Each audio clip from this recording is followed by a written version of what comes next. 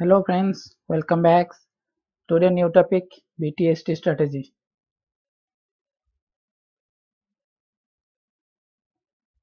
आज हम क्या क्या डिस्कस करेंगे। फर्स्ट, ये प्राइस एक्शन बेस्ड स्ट्रेटेजी है। दो ट्रेडिंग सेटअप है BTST में, दो price action setup, clear rule based system with defined entry target and stop loss, और मोस्ट इम्पोर्टेंट कि हम कौन सा स्टॉक को पिक करेंगे BTST के लिए, और लास्ट में हम और एनहांसर और क्या क्या चीज को भी ध्यान में रखना है BTST ले रहे तो पहले आ जाते हैं कि BTST क्या है। जैसे BTST मतलब बाय टुडे सेल टुमारो, उसका अपोजिट ही STBT, sell today buy tomorrow. और जैसे ही कि सब स्ट्रैटेजी में एडवांटेजेस है, डिसएडवांटेजेस भी है, तो आज हम दो स्ट्रैटेजी डिस्कस करेंगे। First, change of guard COG, और सेकंड, ब्रेकआउट स्ट्रैटेजी। तो पहले हम जो भी स्ट्रैटेजी जो BTST डिस्कस कर रहे हैं ना, तो उसका एडवांटेजेस क्या है कि जो अभी जो वोलाटिलिटी है, कि market gap up gap down हो रहे हैं, तो कभी कभी हमको एंट्री अपॉर्चुनिटी नहीं मिल रहा है। हमको पता ही ये स्टॉक ऊपर जाएगा, मैं वॉच लिस्ट में रखे इंटरडे ट्रेडिंग के लिए, मगर वो 2% 5% गैप अप आ जाता है, तो हम फिर उस टाइम में हमको थोड़ा मुश्किल रहता है कि एंट्री कहाँ ले कहाँ नहीं ले। तो वो एडवांटेजेस BTST में है। हाँ, अगर हमको BTST ले लेंगे, कल 2-4% ऊपर आ जाएगा तो हम एग्जिट हो जाएंगे, हमको मिल गया प्रॉफिट। एक एडवांटेजेस। सेकेंड एडवांटेजेस की BTST लेने से आपको कुछ एक्स्ट्रा चार्जेस नहीं पड़ेगा, जितने भी आपका इंटरडे चार्जेस है उतना ही रहेगा, क्योंकि आप डिलीवरी नहीं ले रहे, आज ही ले रहे कल बेच रहे हैं। थर्ड, अगर सपोज आप ले लिए कुछ स्टॉक को, आपको पता है ये आज ऊपर ही जाएगा, मगर आप इंटरडे में वो मूवमेंट नहीं दिया, तो आप वो रिस्क लेके नेक्स्ट डे के लिए आप वेट कर सकते हैं। जैसे इस एडवांटेजेस इसका भी डिसएडवांटेजेस है। फर्स्ट क्या है कि जितने भी ब्रोकर है हमारे इंडिया में, सब ये फैसिलिटी नहीं दे रहे। सेकंड, वो ओवरनाइट रिस्क है। जैसे 5% ऊपर ओपन होगा, ऐसे ही 5% नीचे भी हो सकता है। आप कुछ स्टॉक ले लिए BTST में, और कल वो 2% डाउन में ओपन हो रहा है, तो आप 2% का लॉस ही है। तो फर्स्ट, ये सबसे बड़ा डिसएडवांटेजेस है कि ओवरनाइट रिस्क है। जैसे कि सपोज फार्मा सेक्टर में आज वीक ट्रेंड में चल रहा है, आप STBT किए कि आज सेल करेंगे कल बाय करेंगे।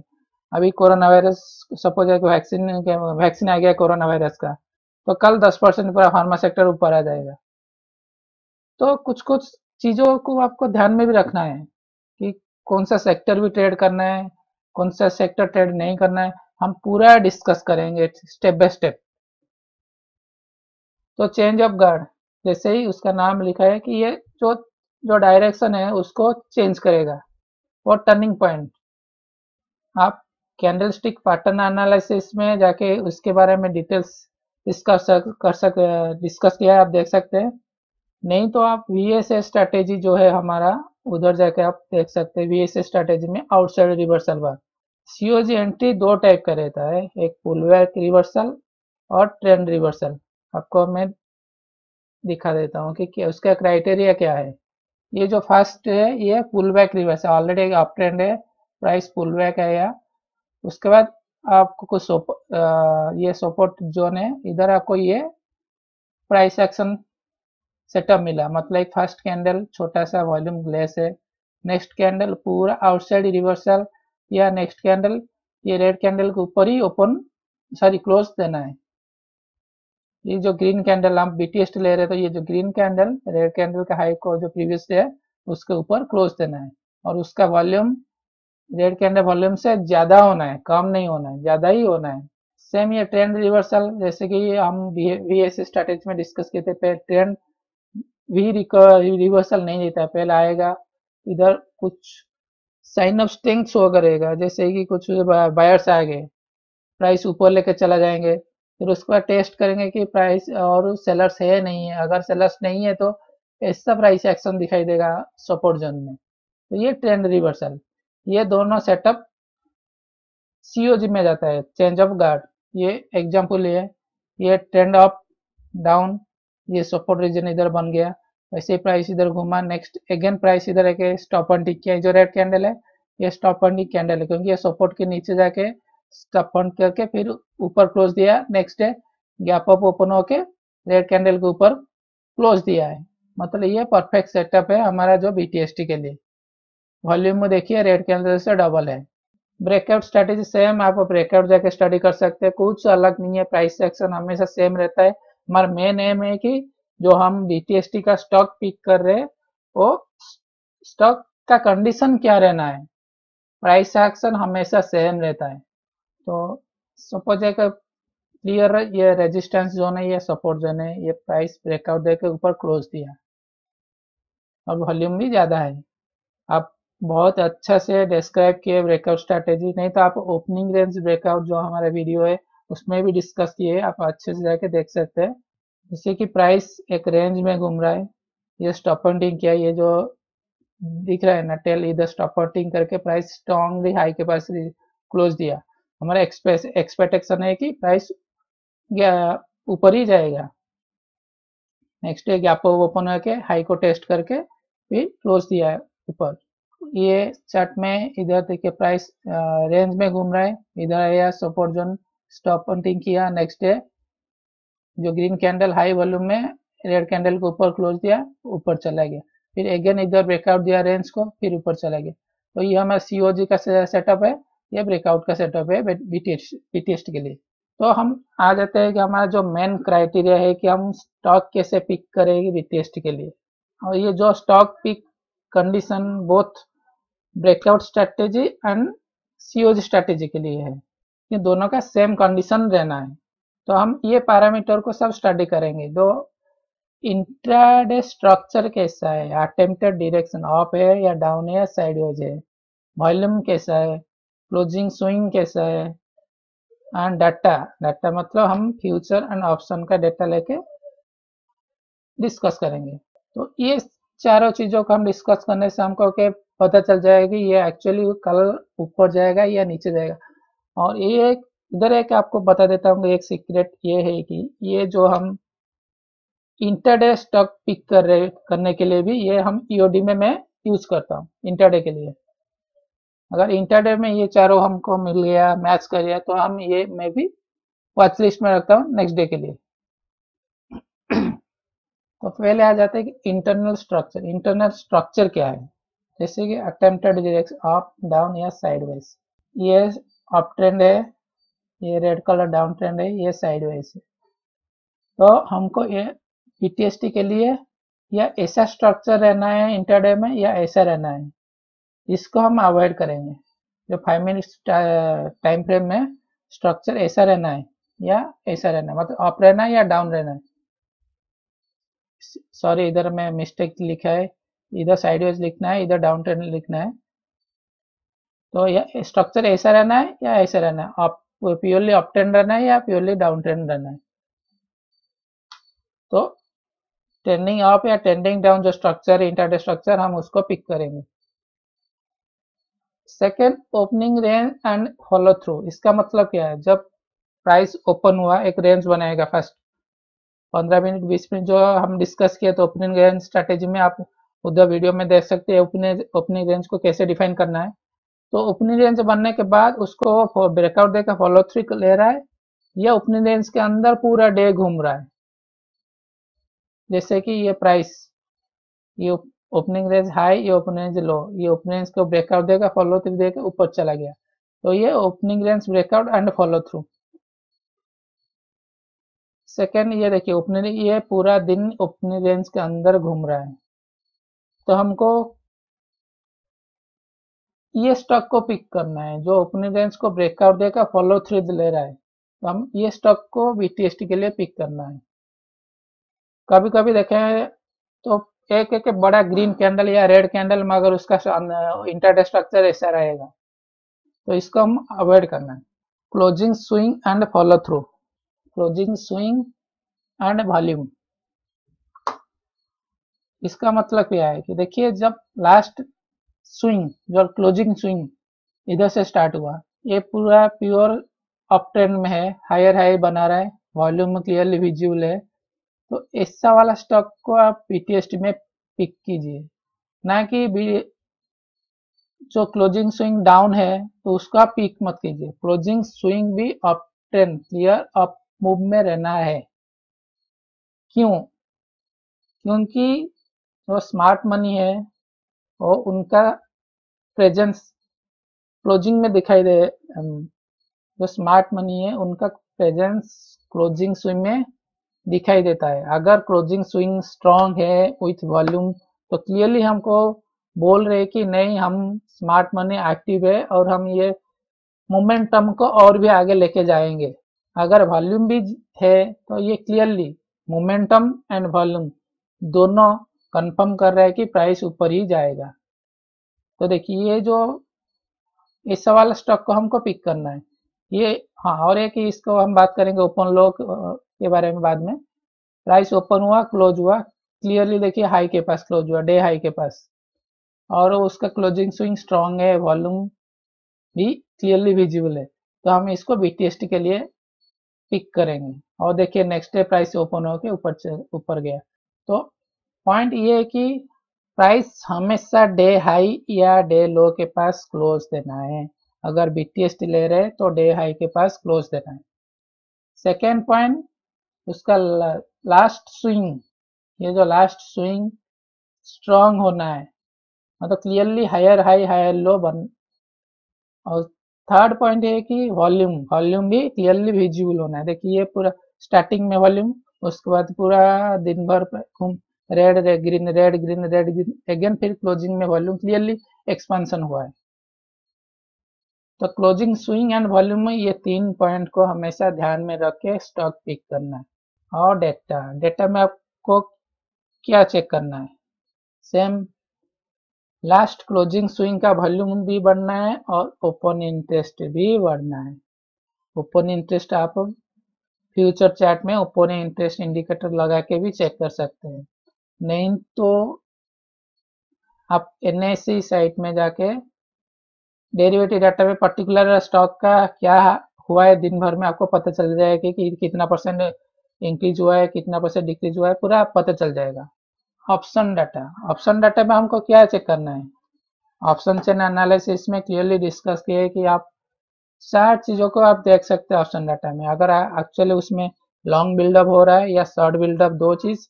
सेकंड, शॉर्ट कवरिंग हो रहा है या लॉन्ग लिक्विडेशन हो रहा है, तो हमको सेकंड दोनों को छोड़ देना है, लॉन्ग बिल्डअप और शॉर्ट बिल्डअप। आप BTST या STBT ले रहे हैं तो ये दोनों होना चाहिए और ये अवॉइड करना है, शॉर्ट कवरिंग या लॉन्ग लिक्विडेशन मूव अवॉइड करना है।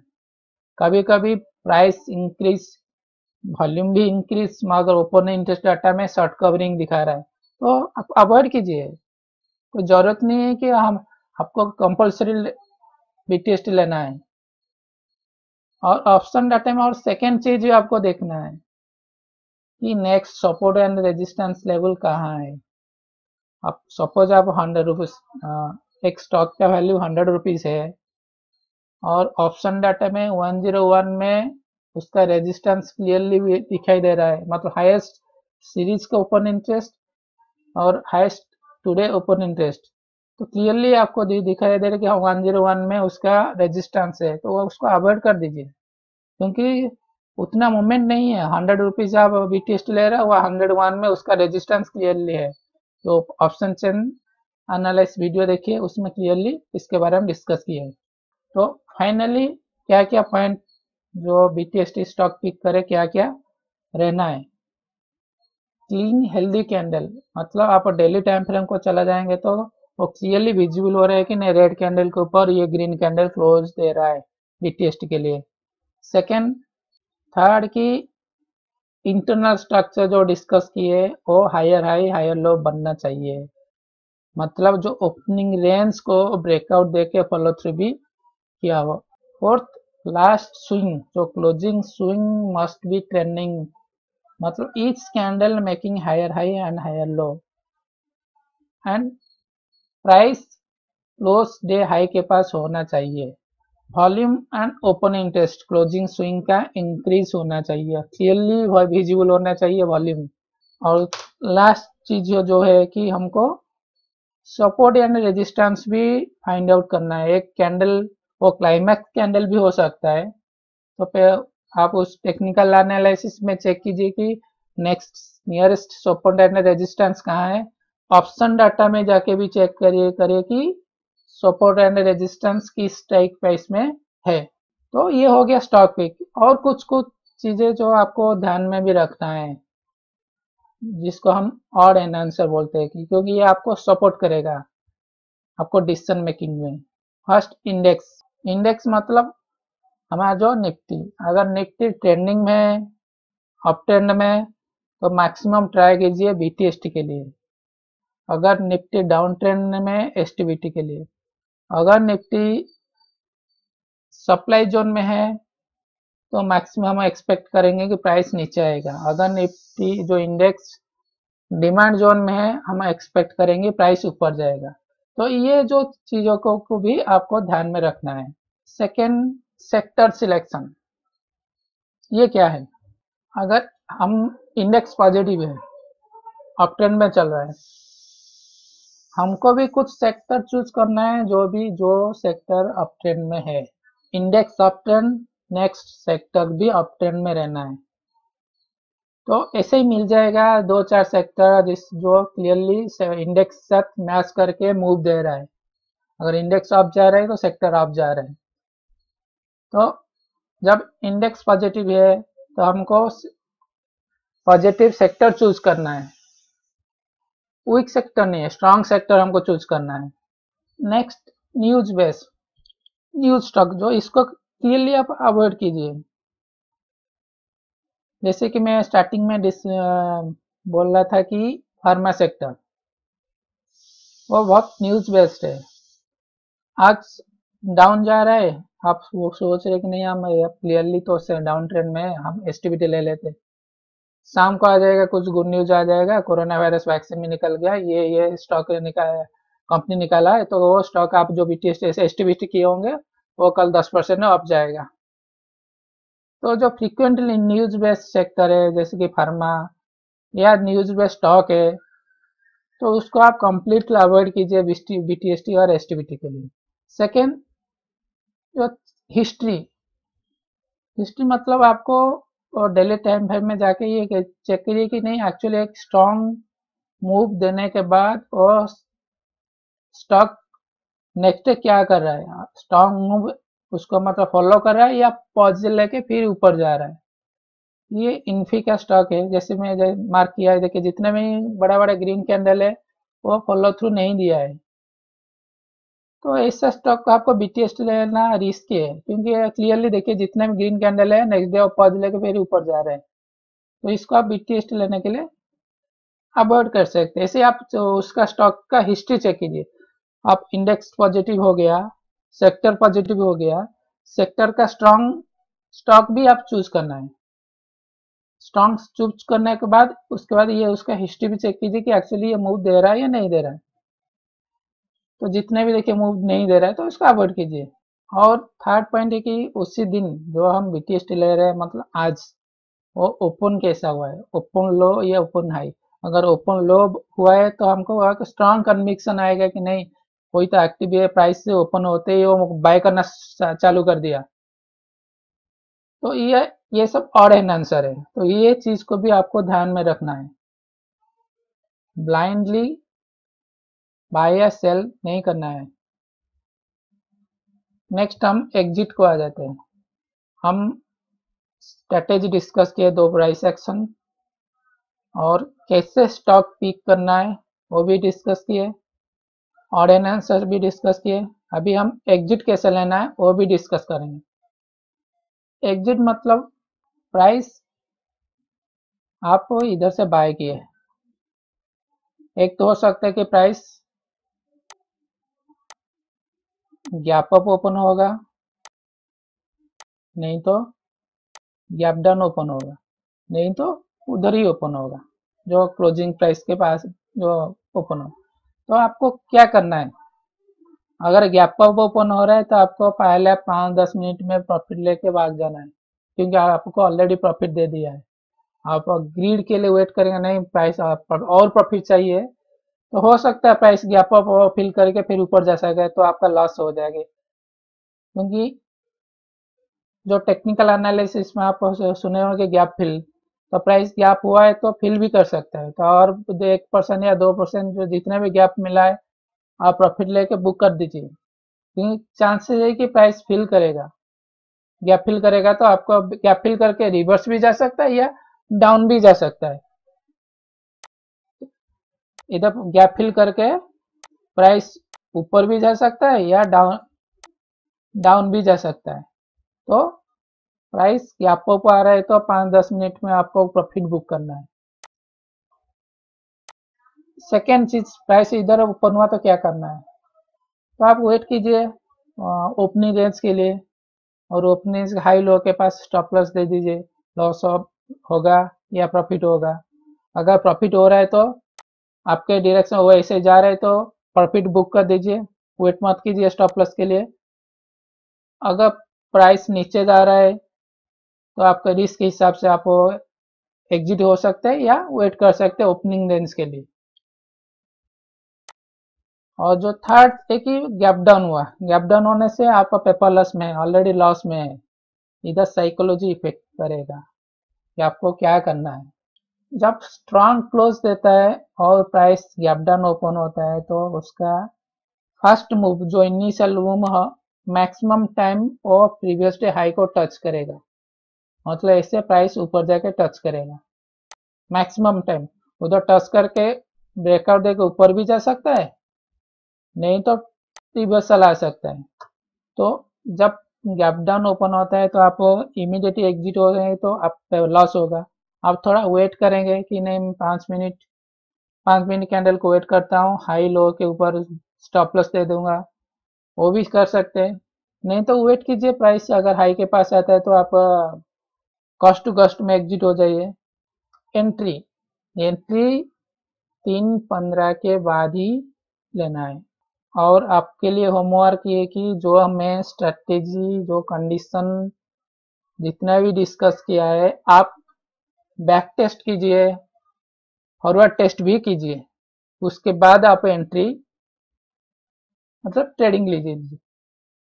इसे ब्लाइंडली कोई भी बोल देता है ये लो वो लो, वो फॉलो मत कीजिए, पहले बैक टेस्ट या फॉरवर्ड टेस्ट कीजिए।